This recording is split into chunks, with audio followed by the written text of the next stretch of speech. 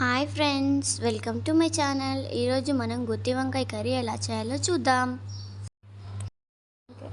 కర్రీకి కావాల్సిన ఇంగ్రీడియంట్స్: 4-5 లవంగాలు, 2 యాలకులు, బిర్యానాకు, అనాసపు, మెంతులు, జీలకర్ర, ధనియాలు, నువ్వులు, కుడకవక్కలు, కొన్ని పల్లీలు. ముందుగా పల్లీల్ని వేయించుకోవాలి. పల్లీలు కొంచెం వేగిన తర్వాత మిగతా ఇంగ్రీడియంట్స్ అన్నీ వేసుకొని వేయించుకోవాలి. అవన్నీ బాగా వేయించుకున్న తర్వాత అదే కడాయిలో 4 చెంచాల నూనె, 2 పెద్ద సైజు ఉల్లిపాయలు, 2 టమాటాలు వేసుకొని పచ్చివాసన పోయేంత వరకు వేగించుకోవాలి. ముందుగా వేగించుకున్న అందులోనే టమాటా, ఉల్లిపాయ వేసుకోవాలి. 1 టేబుల్ స్పూన్ అల్లం వెల్లుల్లి paste, 1 tablespoon salt, 1 tablespoon కారం వేసుకొని కొన్ని వాటర్ పోసుకొని గ్రైండర్ పట్టుకోవాలి. ఇప్పుడు వంకాయల్ని తీసుకొని నేను చూపిస్తున్నట్టు ఘాట్లు పెట్టుకోవాలి. తర్వాత ఘాట్లు పెట్టుకున్న వంకాయల్ని ఉప్పు నీటిలో వేయాలి. ఇప్పుడు ముందుగా గ్రైండ్ చేసుకున్న పేస్ట్ని వంకాయలలో స్టఫింగ్ చేసుకోవాలి. వంకాయలన్నిటినీ ఇలానే స్టఫింగ్ చేసుకోవాలి. స్టవ్ ఆన్ చేసి అదే కడాయిలో 2 చెంచాల నూనె పోయాలి.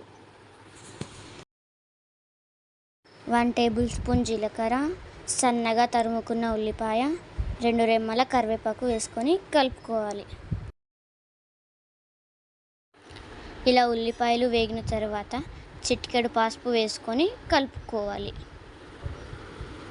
ఇప్పుడు స్టఫింగ్ చేసుకున్న వంకాయల్ని ఒక్కొక్కటిగా వేసుకోవాలి.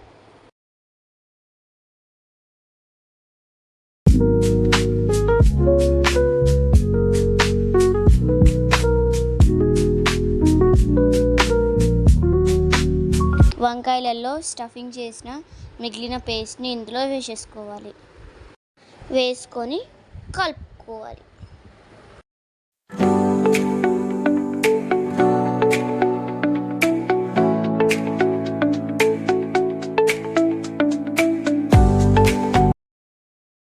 ఇప్పుడు ఒక 2-3 నిమిషాలు మంచిగా ఫ్రై చేసుకోవాలి.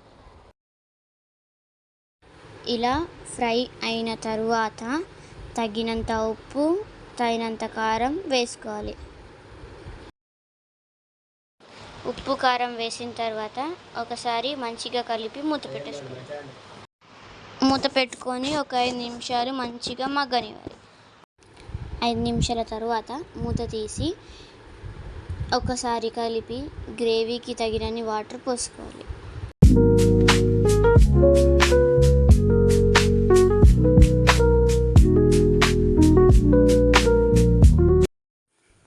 ఇప్పుడు మళ్ళీ మూత పెట్టి గ్రేవీ దగ్గరికి వచ్చేంత వరకు 10 నిమిషాలు ఉడకనివ్వాలి. 10 నిమిషాల తర్వాత మూత తీసి ఒకసారి కలుపుకోవాలి. ఇలా గ్రేవీ దగ్గరికి వచ్చిన తర్వాత కొత్తిమీర వేసుకొని దించుకోవాలి. టేస్టీ గుత్తి వంకాయ కర్రీ రెడీ. మా వీడియోస్ కానీ ఎవరైనా కొత్తగా చూస్తున్నట్టయితే లైక్ చేయండి, షేర్ చేయండి, సబ్స్క్రైబ్ చేయండి. Thank you. Bye bye.